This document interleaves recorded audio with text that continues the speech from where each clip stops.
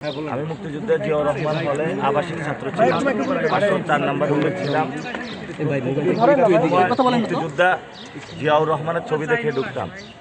এই ছবিটা উঠানোর জন্য ছাত্রলীগ, যুবলীগ এবং আওয়ামী লীগ অনেক চেষ্টা করেছিল।